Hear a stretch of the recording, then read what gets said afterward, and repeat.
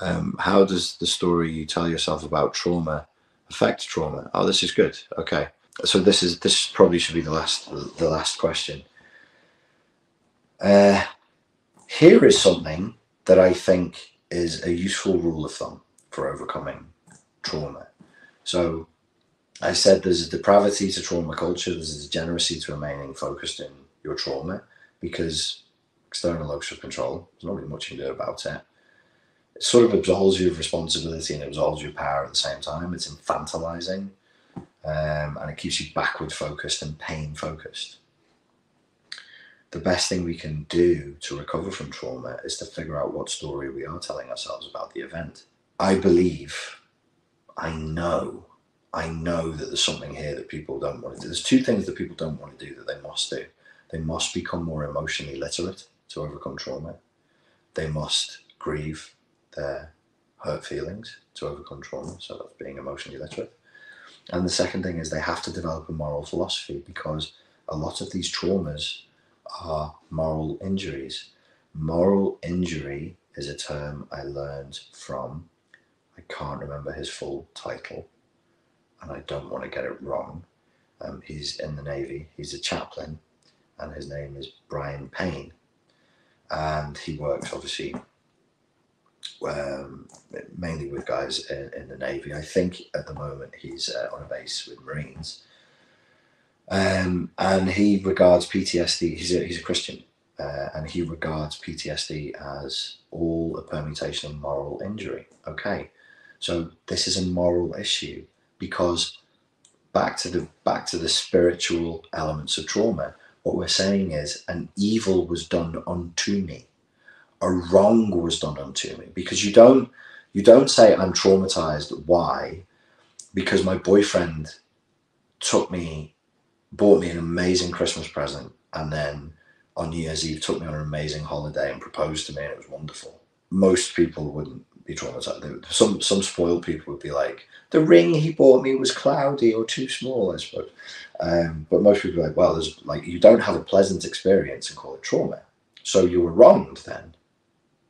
And if you were wronged, that's moral. Or you're traumatized because you did a wrong. That can also happen. This is always something I'm reminded of with combat veterans. We think in terms of PTSD as being like, oh, a bad thing happened to me. No, the PTSD can also be, I saw myself change and do a bad thing to other people, and I have to live with that. Well, what's bad thing? What's wronged? What's sin? These are moral, philosophical, and religious questions. So you've got to approach the narrative that way, and you have to have a philosophical conversation with your counselor or your therapist.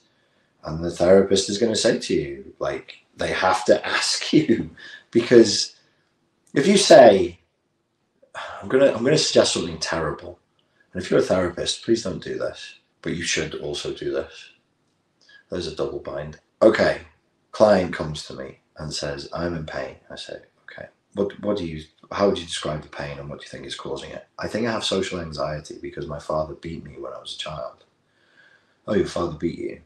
Yeah, traumatized me. Why? My father beat me when I was a child. Yeah, I heard you. What's the problem? My father's an adult male and he injured a small child. Yes, I understand what the words my father beat me mean. Why is that bad? Now, if your therapist said that to you, you probably think this guy's out of his mind. I'm going to leave, get a refund, and find another therapist, because I, as a therapist, would be like, oh my God, that is awful. I'm so sorry. And just shower you with compassion. I'm so sorry that happened. That is awful. Who's right? Who's right? Which therapist is right? The therapist who says to you, what's the problem? And challenges you is going to force you to say why it is wrong. Once you've said and you figure it out, it should be done Socratically. It should be done as a dialogue between you and the therapist. Like, why is this wrong? And your therapist says, if you thought of it from this point of view, go, yeah, it's wrong from that point of view. It's an exploitation of power. Children are small and vulnerable. Understandably, you can get frustrated and angry with them, but you shouldn't physically assault anyone who's not attacking you. Like, there's just no justification. There's barbarity. What are we? So on and so forth. So you say, this is why it's wrong. Once you've established that it's immoral, then you have a moral philosophy. Then you have a moral philosophy that you can judge other people in other scenarios by and judge yourself by. It is necessary. You will not recover without it. I keep pussyfooting around this and going, you don't really have to do your emotional literacy. You don't really have to develop a moral philosophy. I'm just going to say it like this. Your ass is not going to recover from PTSD and trauma unless you become emotionally literate and grieve and find a way to safely and organically feel your pain and to accept that you're going to feel sad for a period of time. You're going to feel sad. You're going to feel angry. You're going to feel shame for a period of time. All of these things suck. They won't kill you. Deal with it. You'll cope. You'll cope. You'll be resilient and you'll cope with it and it will pass. And you're going to express to yourself how you're feeling, and you're going to do it, if not daily, at least every few days. You're going to check in with yourself and let yourself know exactly how you feel. That's called being emotionally literate and grieving. And the second thing is, you've got to develop a moral philosophy so that you have a story to tell. My father beat me, and this is why that is a problem. I believe that this is a problem because of that. Okay, and you expand that. Okay, what should have happened instead? This is what should have happened instead. Why? So on. So you're building out a new narrative. If you can't place that traumatic event, let me try and be briefer and then I'll wrap this up.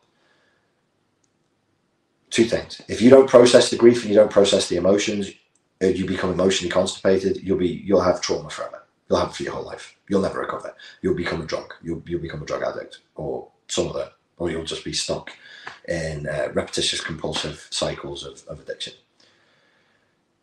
If you don't grieve, if you don't feel your feelings and you don't become emotionally literate.